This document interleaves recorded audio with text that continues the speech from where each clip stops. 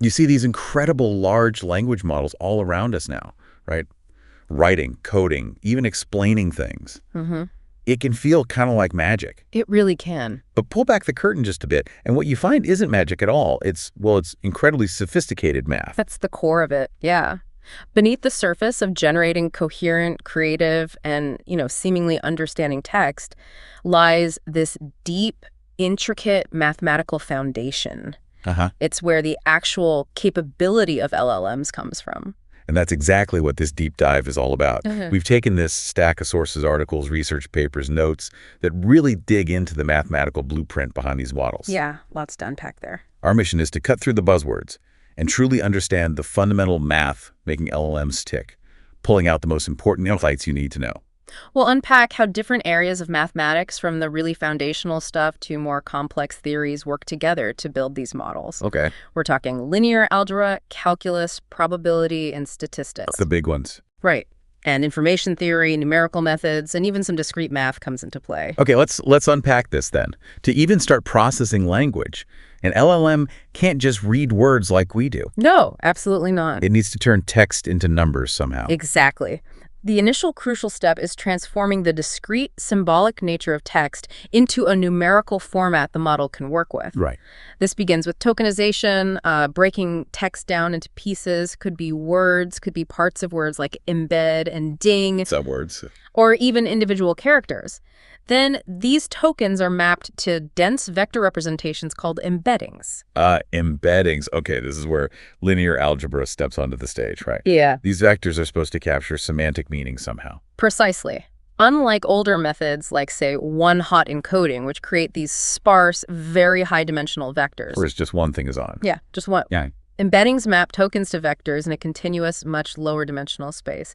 And the core idea here, it comes from statistics, actually, the distributional hypothesis. Which is? That words used in similar contexts tend to have similar meanings. So linear algebra provides this space, this multidimensional vector space, where those similar meanings can be represented by vectors that are geometrically close to each other. Okay, that makes sense.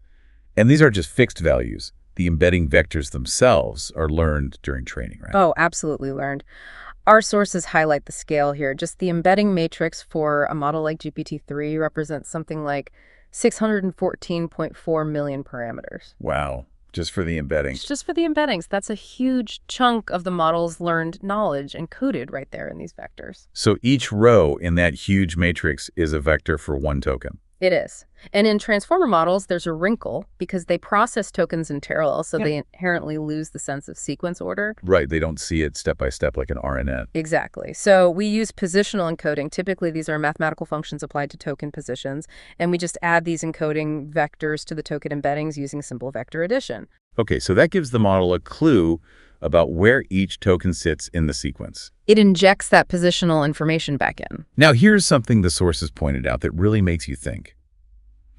We often picture these embedding spaces as smooth, beautiful landscapes, where similar meanings gently blend into each other. It's based on something called the manifold hypothesis. Right. The manifold hypothesis suggests that even though this vector space is technically very high-dimensional, the actual data points, the embeddings we care about, lie on or very near a lower dimensional smooth structure. Like, think of a crumpled piece of paper living in 3D space. Okay, so it implies some regularity. Exactly. Smoothness in the semantic relationships captured by the embeddings. But research mentioned in the sources, like the work by Robinson and colleagues, found evidence that LLM token embeddings might actually violate this smoothness assumption. Yes. They identified what they call irregularities or singularities in these embedding spaces. What does that mean practically? Well, the implication is pretty significant. If the embedding space isn't smooth everywhere, especially near these singularities, small changes in an input token or sequence could potentially lead to disproportionately large, maybe unexpected shifts in its vector representation. Huh. So much for smooth landscapes. Right. It challenges the intuitive idea that vectors that are close always represent similar meanings. It could potentially explain some instances of less stable or unpredictable model behavior we sometimes see. Interesting. It suggests the very foundation of semantic representation might be, well, bumpier than we thought. That's a fascinating twist. So the space where meaning lives might have these unexpected rough patches. Huh. Okay, moving into the core operations within the model's layers, that's still mostly linear algebra doing the heavy lifting. Absolutely. The fundamental computational unit in, say, a transformer layer is the linear transformation, Yeah. often written as that familiar equation y equals wx plus b. Right. Weights times input plus bias. Exactly. W is a weight matrix, B is a bias vector. Both are parameters the model learns during training. This is matrix vector multiplication, that's the WX part, followed by vector addition, adding B. Okay. These operations are how the model transforms the numerical representations of the input data from one layer to the next. And the large feed-forward networks, the FFNs, Yeah. that apparently make up a huge portion of the parameters that are just built out of these basic linear layers. Pretty much. FFNs typically consist of two linear layers with a nonlinear activation function, like GELU perhaps, sandwiched in between. The nonlinearity is key. Crucial. They often expand the dimensionality of the data maybe from, say, 768 dimensions up to 37.2 and then contract it back down again. Right. Our sources mention these FFNs can account for a huge chunk, maybe 67% to 80% of a model's total parameters. And recent research indicates they are incredibly important, perhaps even as critical as the attention mechanism itself. Wow, really? As important as attention. That's what some studies suggest. Their role in transforming representations seems vital. And this is where we see some clever applications of linear algebra principles for efficiency, like that TARDIS research you mentioned. Yeah, TARDIS is a great example of exploiting the math for practical gains. The researchers observed that activation functions, even non-linear ones like GELU, often operate on inputs within a range where their behavior is almost linear. Okay, so in certain hot zones, they act pretty linearly. Exactly. By approximating this partial linearity in that common operational range, they found they could effectively combine the two weight matrices, W1 and W2, of the FFN into basically a single matrix multiplication. So you're essentially collapsing two linear steps plus an approximately linear nonlinear step into like one bigger linear step. That's the core idea. This approximation allows for a significant reduction in the number of parameters needed for the FFN. The sources say up to 80% in practice for a 7B model, which is huge. That is huge. And it speeds up inference too, presumably. Right, less computation. But it also dramatically underscores the importance of even that little bit of nonlinearity. How so? Well, the sources note that attempting to make the entire FFN purely linear, completely removing the activation function, that fails spectacularly, like a 75% drop in accuracy. Wow. So you need that nonlinear kink in there, even if it's sometimes approximated away. Precisely. It really highlights the subtle interplay between the linear transformations and the nonlinear activations. Okay. What about the core innovation of the transformer, the attention mechanism? That sounds like it must be a sophisticated series of linear algebra operations, too. It absolutely is. It's quite elegant, actually. For each input token's embedding, the first step is to project it into three different vectors: a query Q, a key K, and a value V. Projections. So that means matrix multiplication. Exactly. This is done by multiplying the input embeddings matrix by three separate learned weight matrices, WQ, WK, and WV. You get Q, K, and V matrices for the whole sequence. Okay, got the QKV matrices. What next? Next, you calculate the attention scores. This measures how much each token should pay attention to every other token in the sequence, including itself. How's that done? It's done using the scale dot product. You take the query matrix, Q, and multiply it by the transpose of the key matrix, K transpose. Q times K transpose. Okay. Then you scale it down by dividing by the square root of the dimension of the key vectors, dk. This scaling helps stabilize training. The result is a matrix of raw attention scores. Raw scores. And then you need to turn those into actual attention weights. Right. Probability. Exactly. That's where the softmax function comes in. It's applied row-wise to that matrix of scores. Okay. Softmax converts the raw scores into normalized probabilities, so each row sums up to 1. These are your attention weights. So each token now has a set of weights saying how much it should focus on every other token. Precisely. And finally, the output of this attention head is calculated by multiplying that attention weights matrix, often called alpha, by the value matrix, V, so alpha times V. Right. What this means is that each token's new representation is now a weighted sum of the value vectors of all tokens in the sequence, where the weights are those attention probabilities we just calculated. A weighted blend of information based on relevance. You got it. And multi-hit attention just does this whole QKV scores, softmax, Yeah. weighted sum thing multiple times in parallel. Exactly. with different learned projection matrices, WQ, WK, WV for each head. The results from all heads are then concatenated together and put through one final linear layer, usually with weight matrix WO, to produce the final output of the multi-head attention block. Okay, so it's layers upon layers of these linear algebra operations. Correct. Within every transformer block, you see this complex, powerful dance of matrix multiplications, vector additions, transposes, and then the nonlinear functions like softmax, all fundamentally described by linear algebra. So once all those transformer layers have done their thing, transforming the input data, Yeah. how does the model actually choose the next token to generate? What's the final step? That's the final output step, yeah. It's typically handled by a final linear layer, sometimes called the language modeling head. Another linear layer. Yep. The hidden state vector from the very last transformer layer is fed into this head, and it's another linear transformation. That hidden state vector is multiplied by a big weight matrix. How big? Its dimensions are typically the size of the hidden state by the size of the entire vocabulary, plus a bias vector, usually. Hidden state size by vocabulary size. Okay, this multiplication produces a vector of raw scores called logits.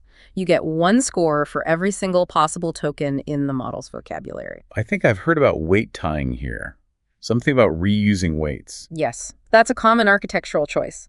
In some models, the weight matrix of this final linear layer is actually the transpose of the input embedding matrix we talked about way back at the beginning. Ah, interesting. Why do that? It can significantly reduce the total number of parameters the model needs to learn, which is always good. And some argue it helps maintain consistency between how the model represents tokens as inputs and how it predicts them as outputs. Makes sense.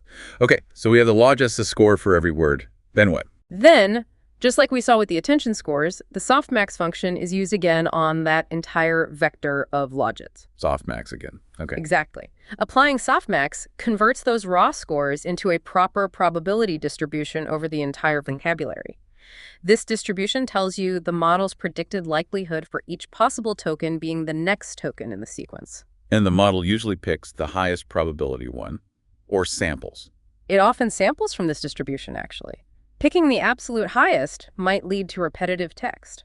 Sampling introduces a bit more variety, but the key is that softmax gives you those probabilities. Got it. So from the initial input embeddings all the way to the final token probabilities, linear algebra is just everywhere. Vector addition, matrix multiplication, transposes. Absolutely. And the structure that functions like softmax operate on, it's truly the language of the network's internal computations. Okay, so it's linear algebra builds the structure and handles the operations. Then calculus must be the engine that allows the model to learn all those billions of weight and bias values in the first place. That's a perfect way to put it, yes. LLMs learn by iteratively adjusting their parameters, those W's and B's, to get better and better at predicting the next token in the training data. Calculus provides the mathematical tools to figure out how to make those adjustments effectively. It starts with a loss function, right? Something to measure how wrong the model is. Precisely. You need a way to quantify the error. A loss function, very commonly cross-entropy loss for language models, measures the difference between the model's predicted output probability distribution and the actual target distribution. Which, for the training data, is basically just, this is the correct next word. Exactly. It's like a distribution where all the probability mass is on the single true next token. The ultimate goal of training is to minimize this loss function to make the model's predictions match the reality of the data. And calculus helps us find the way to minimize that loss. Like finding the bottom of a valley. Yes, through the concept of gradients. The gradient is a vector containing partial derivatives of the loss function with respect to each parameter. It points in the direction in that incredibly high-dimensional parameter space where the loss function is increasing most rapidly.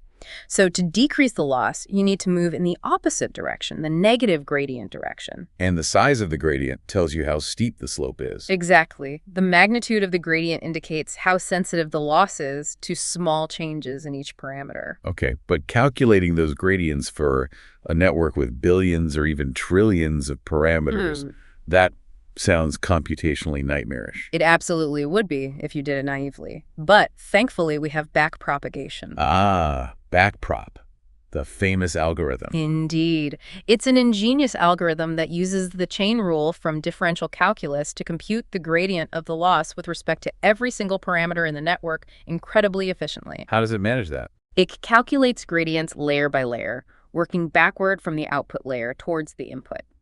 It systematically reuses intermediate derivative calculations, avoiding redundant computations. This makes training deep neural networks computationally feasible. Without it, we wouldn't have models at this scale. So backpropagation gives us the direction to move in the negative gradient. And then gradient descent is the process of actually taking the steps. Exactly. Gradient descent is the iterative optimization algorithm itself. You update each parameter, let's call it theta, by subtracting a small step determined by a factor called the learning rate in the direction of the negative gradient. So the update rule is basically the dude new equals the told minus learning rate times the gradient. You just keep doing that over and over. Millions, sometimes billions of times, usually processing the data in small batches. And variants like SGD, stochastic gradient descent, or ATOM, they're just more refined ways of doing that basic update, maybe adjusting the learning rate as you go. Correct. SGD uses many batches of data for each update, which adds some noise, but is much faster. ATOM is very popular. It incorporates ideas like momentum and adaptively scales the learning rate for each parameter individually, based on estimates of the mean and variance of its past gradients. It often converges faster in practice. So calculus, especially differential calculus and the chain rule powering backpropagation, is the fundamental mathematical engine. It lets LLMs learn by navigating this incredibly complex landscape of possible parameter values to find settings that minimize their prediction error. Absolutely. Without the efficiency of backpropagation for gradient computation, training these massive models just wouldn't be practical. It's clear how vital that is. Okay, next, let's switch gears slightly to probability and statistics. This feels like a really natural fit for language models, doesn't it? Since they're fundamentally about predicting sequences of words. They absolutely are. You can think of LLMs as inherently probabilistic models at their core. Their main task during training is to learn to predict the probability distribution of the next token, given the sequence of previous tokens. They're modeling p-next token context. And this connects back to that idea of distributional semantics we touched on with embeddings earlier. It certainly does. The distributional hypothesis, the idea that words appearing in similar contexts tend to have similar meanings, is fundamentally a statistical observation about how language works. Right. LLMs leverage this by learning embeddings where the statistical co-occurrence patterns of words found in the massive training datasets are captured by vector proximity. Words that appear in similar statistical contexts end up being represented by vectors that are close to each other in the learned embedding space. And the cross-entropy loss function we just talked about with calculus also has a strong probabilistic interpretation, doesn't it? It does, very much so. Cross-entropy loss is a standard measure in probability theory and information theory that quantifies the difference or divergence between two probability distributions. Okay.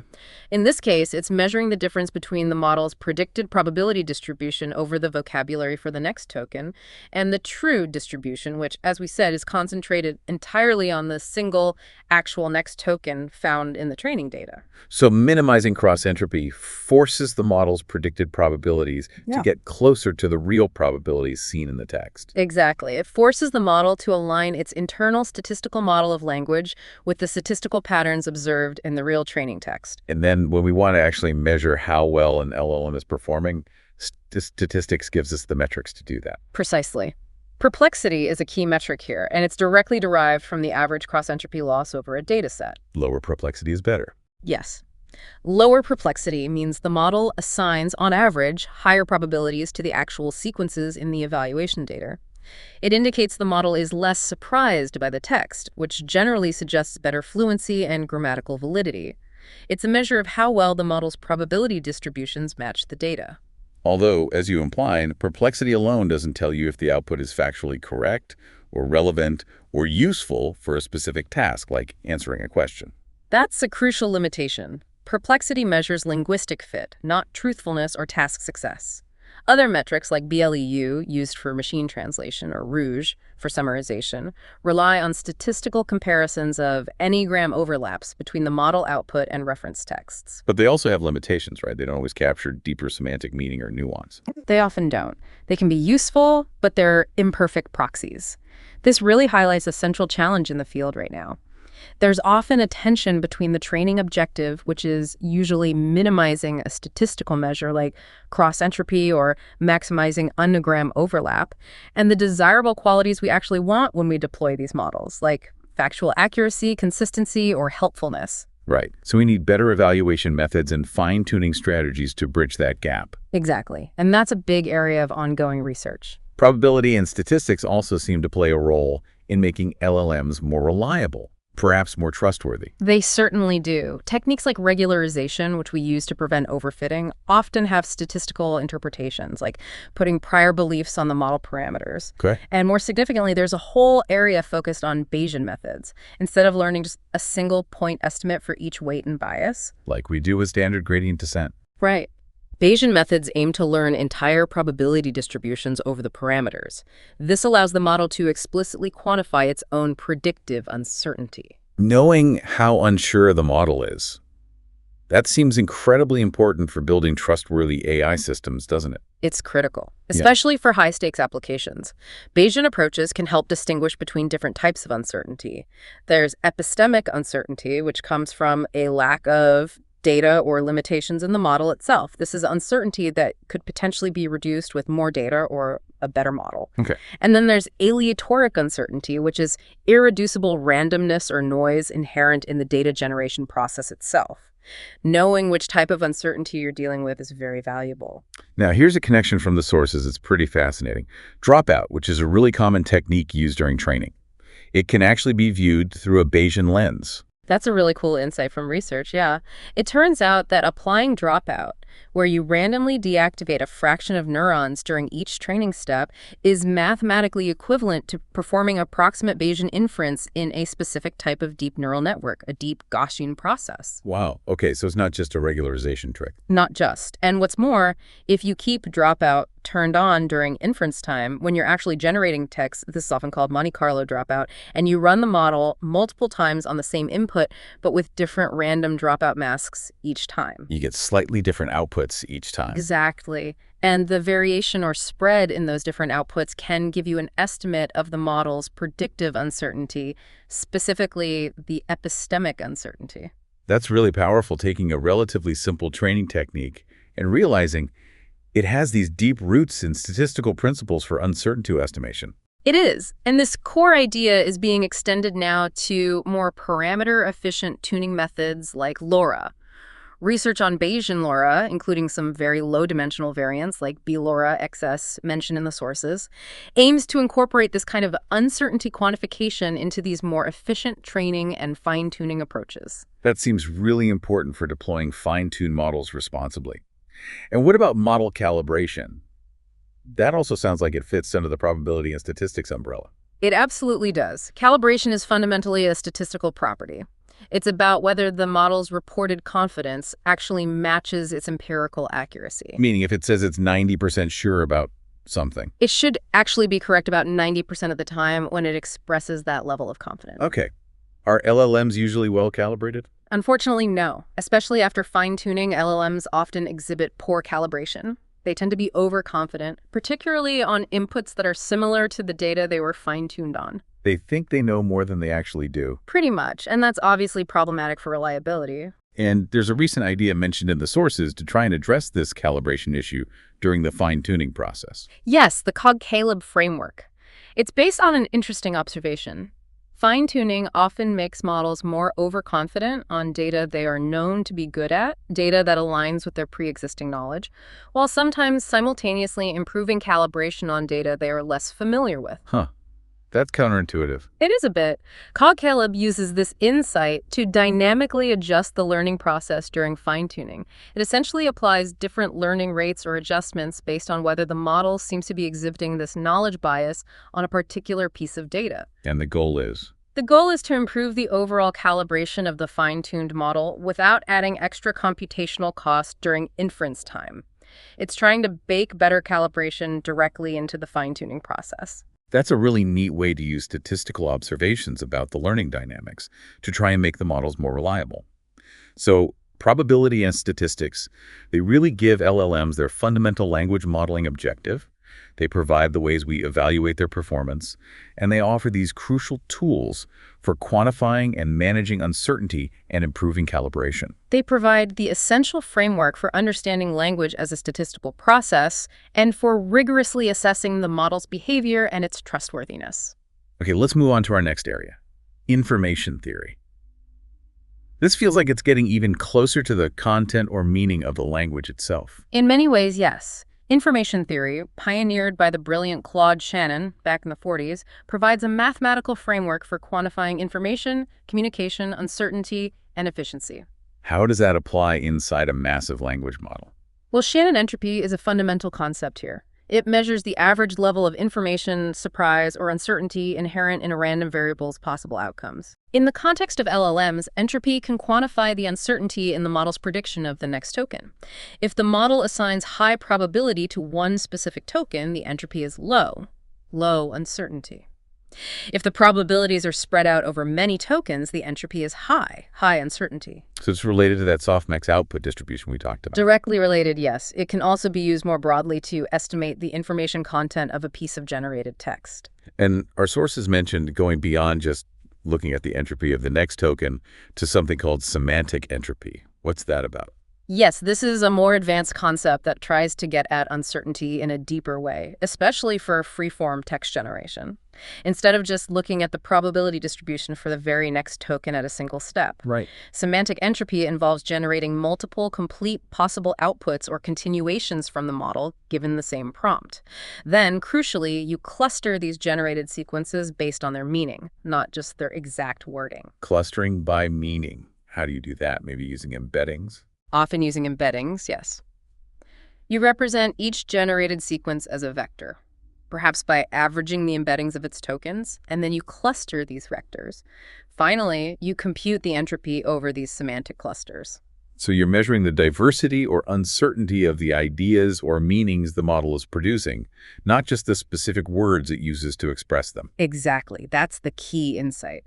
This provides a more robust signal for detecting genuine uncertainty or potentially confabulation. Confabulation being when the model confidently makes stuff up. Right. Situations where the model generates confident-sounding but incorrect or nonsensical information. Two outputs might use very different words but actually express the same core incorrect idea that would have low semantic entropy. Or, conversely, they might use very similar words but diverge significantly in their implied meaning, indicating high semantic entropy or confusion. That sounds much more useful for understanding if the model really knows what it's talking about. It gets closer to evaluating the model's understanding or certainty at a semantic level, rather than just a surface lexical level. That's a much more nuanced way to think about uncertainty than just the next token probability distribution. It is. And remember cross-entropy loss, which we keep coming back to. Yeah, the main training objective. From an information theory perspective, minimizing cross-entropy between the true data distribution and the model's predicted distribution is mathematically equivalent to minimizing another important measure called the Kullback-Leibler divergence, or KL divergence, between them. KL divergence. I've heard of that. What does it measure in this context? It measures the information loss or inefficiency when you use one probability distribution, the model's predicted one, to approximate another, the true data distribution. Okay. So minimizing KL divergence during training means the process is effectively forcing the model to learn the most statistically efficient representation of the training data possible. It's trying to minimize the amount of information you lose when you use the model's simplified view of language to approximate the true complexity of language generation. So training is inherently about finding an efficient information encoding. That's a great way to put it. Information theory provides that perspective, directly linking the learning objective to principles of efficient information compression and representation. And the sources even hinted at using information theory concepts not just for analysis, but to actually inform the model's architecture. Yes, that's an emerging research direction. Ideas like entropy regularization are being explored. The goal might be to, say, guide the flow of information through the network layers based on information theoretic principles. Like what? Perhaps encouraging early layers to discard irrelevant information, lowering entropy locally, or ensuring that information is processed and compressed efficiently throughout the network.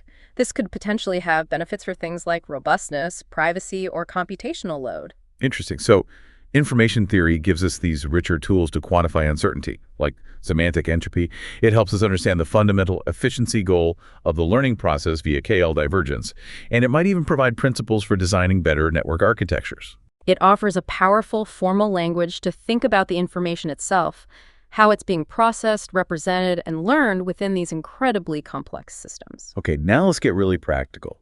Let's talk about the sheer reality of training these LLMs. We're talking billions, maybe trillions of parameter, terabytes upon terabytes of data. Making that actually work on real hardware requires some serious computational muscle and clever tricks.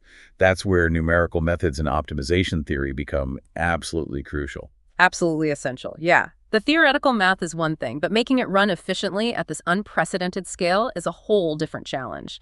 The sheer scale demands highly efficient and numerically stable computational techniques to make training and inference feasible within realistic timeframes and resource budgets. And Adam, the optimizer we mentioned back on our calculus, that's a prime example of a sophisticated numerical method used here. Yes.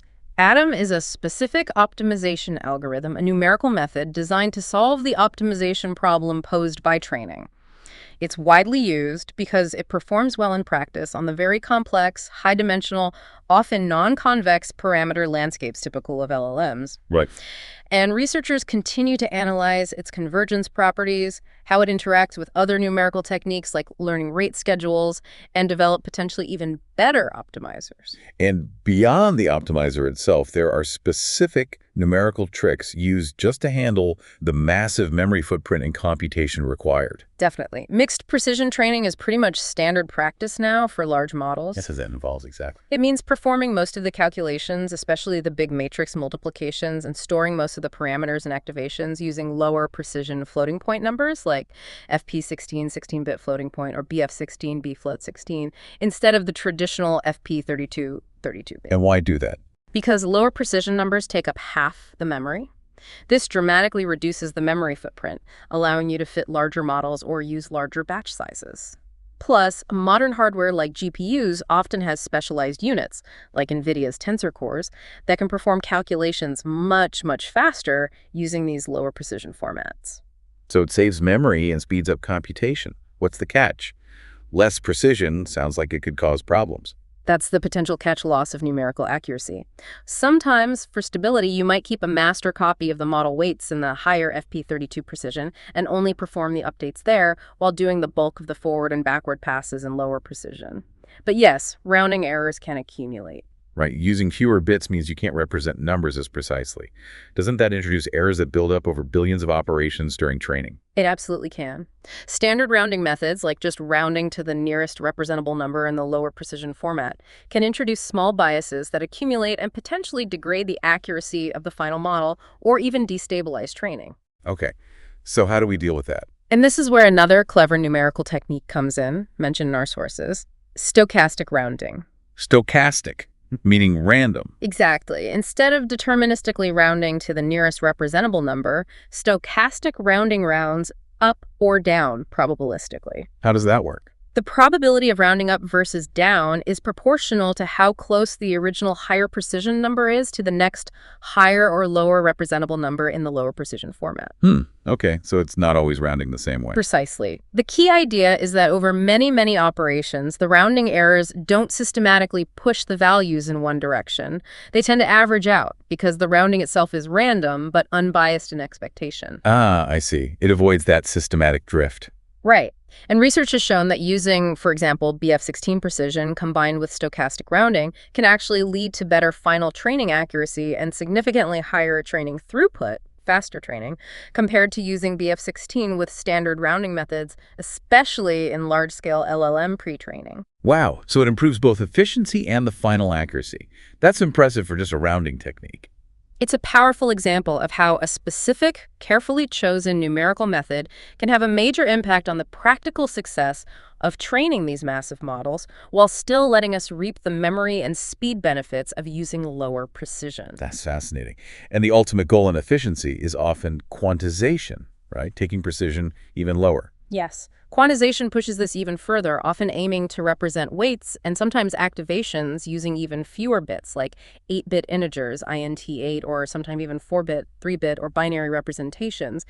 This is often done after training, post-training quantization, to drastically reduce the model size and speed up inference on potentially less powerful hardware, like mobile devices. But maintaining accuracy must be a huge challenge there. It's the central challenge. Developing quantization techniques that minimize the accuracy drop while maximizing the compression and speedup is a very active area of research, relying heavily on numerical analysis and optimization. So numerical methods in optimization theory are really about bridging that gap between the abstract mathematical model described by linear algebra and calculus and the messy, practical challenge of actually training and running it on massive data sets with finite hardware resources. It's a constant balancing act between efficiency, accuracy, and numerical stability. They are absolutely the essential layer that transforms the theoretical possibility of LLMs into a practical, scalable reality. Without these methods, the models would remain largely theoretical constructs. Okay, finally, let's look at our last area, discrete mathematics. This might seem less obvious at first. How does math dealing with countable separate structures like integers or graphs fit into models that seem built around continuous vector spaces in calculus? That's a great question. Discrete math turns out to be fundamental for handling the input data itself, which is often inherently discrete, like text. And increasingly, it's becoming key for enabling LLMs to process entirely new types of structured data beyond simple sequences. Are we talking about tokenization again? Because that feels pretty discrete. Yes, absolutely. Tokenization, that very first step of breaking text into manageable units, is fundamentally an algorithmic process operating on discrete symbols, characters, words. The algorithms used like byte pair encoding, BPE, word piece, or unigram are all rooted in concepts from discrete mathematics and algorithm design. Okay, remind me about BPE. That's the one used by GPT models, right? Correct. BPE works iteratively. It starts with a vocabulary of individual characters and repeatedly finds the most frequent pair of adjacent symbols, tokens, in the corpus, and merges them into a single new token, adding it to the vocabulary. So it builds up tokens based on frequency counts. Exactly. Frequency counting, merging rules, these are discrete operations. BPE offers a good balance because it naturally learns tokens for common words, but can also represent rarer or out-of-vocabulary words by combining known subword units it learned during the merging process, like creating embedding from embed plus ding if those were frequent pairs. And word piece used by models like BERT is similar, but uses a different criterion for merging. Right. Word piece is similar in spirit to BPE, but instead of merging the most frequent pair, it merges the pair that, when added to the vocabulary, maximizes the likelihood of the training corpus according to a language model built on the current vocabulary. It's a probabilistic criterion on discrete units. Okay, and unigram. Unigram, often used with sentence piece, works kind of in reverse. It starts with a very large vocabulary of potential tokens, maybe all substrings, and iteratively prunes tokens away, keeping the ones that are most essential for reconstructing the corpus with high probability according to a unigram language model. It can even produce multiple different valid tokenizations for the same word, assigning probabilities to each. So all these tokenization algorithms rely heavily on discrete math concepts, frequency analysis, probability calculations on discrete symbols, set operations for vocabularies, algorithmic merging, or pruning rules. Absolutely. And the choice of which tokenizer to use, which is essentially a discrete math and algorithmic design decision, has a profound impact on how the model receives and processes the input text.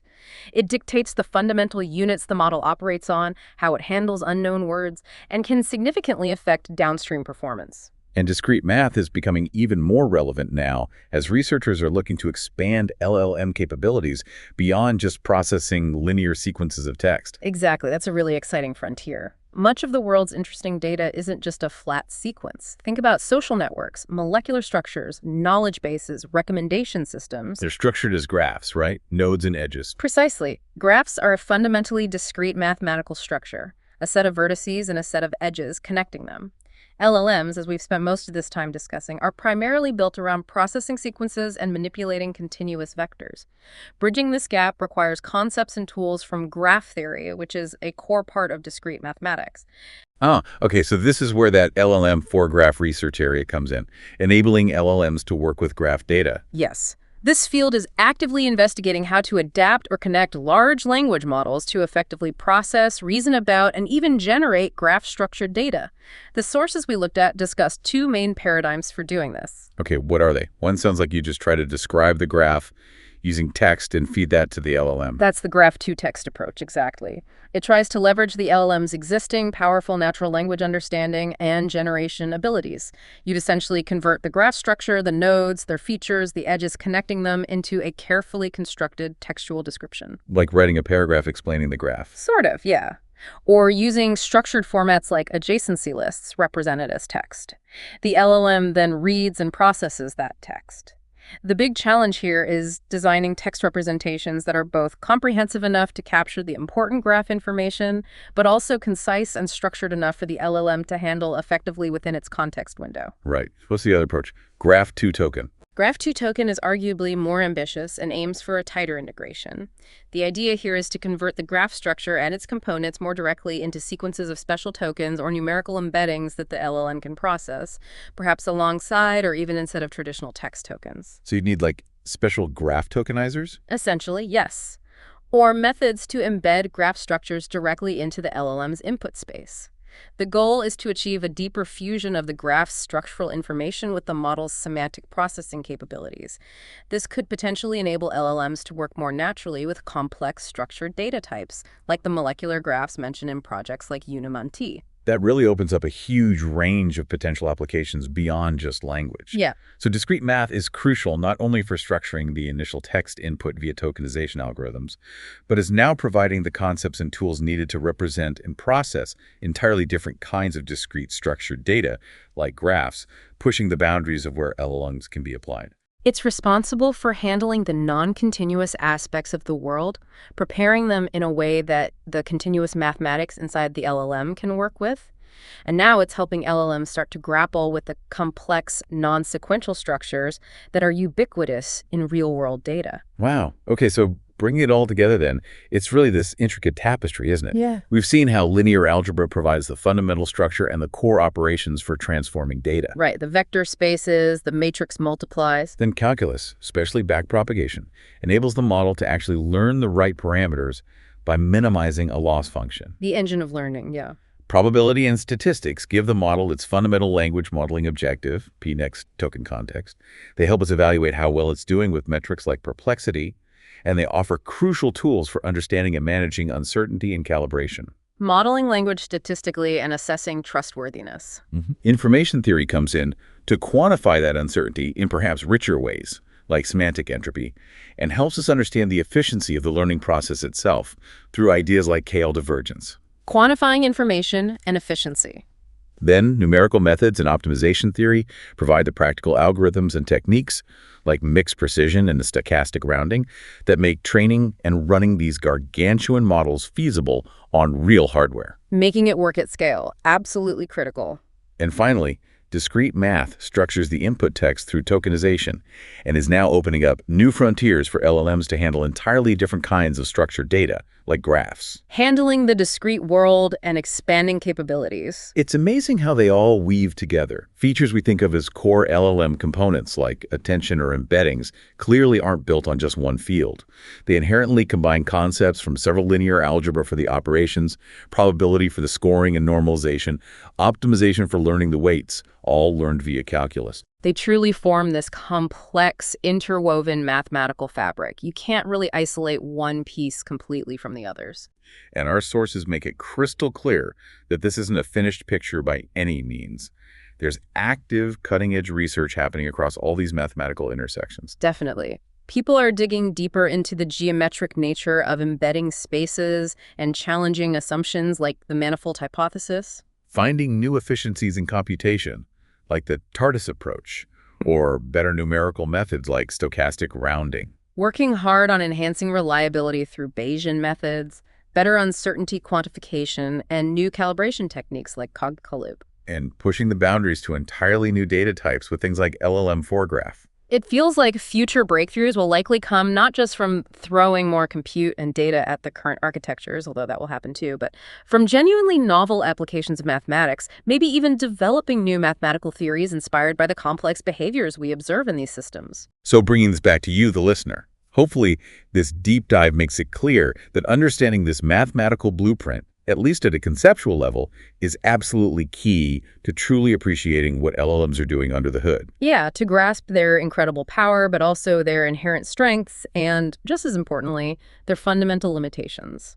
Many of the persistent challenges we still grapple with today when using LLMs, issues around bias, creeping in from the data statistics, hallucination, or confabulation, ensuring robustness against small input changes, protecting privacy, reliably quantifying uncertainty. These often trace back to or are constrained by these underlying mathematical principles and assumptions.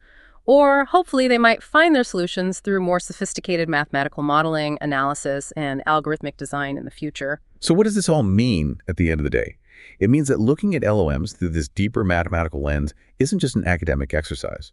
It helps us move towards building more principled, more interpretable, more reliable, and ultimately more trustworthy AI systems. Indeed. A more rigorous foundation is essential. All right, here's a final provocative thought for you to consider as you interact with these models. The math clearly shows us they are astonishingly powerful statistical pattern matchers, executing incredibly complex sequences of learned and mathematical transformations on numerical representations of data. That's what they do, fundamentally. Given that underlying mechanism and the fact that they can still exhibit these puzzling inconsistencies like poor calibration where their confidence doesn't match reality, or confidence semantic confabulation where they generate fluent nonsense, despite all that mathematical precision, Yeah. what does that truly imply about whether they understand language and the world in anything like the way a human does? It's a profound question. The math helps us frame it, helps us understand the mechanisms, but it doesn't necessarily give us the final answer to that philosophical question. It leaves it for us to ponder. Something to think about. Thank you so much for joining us for this deep dive into the mathematics powering large language models.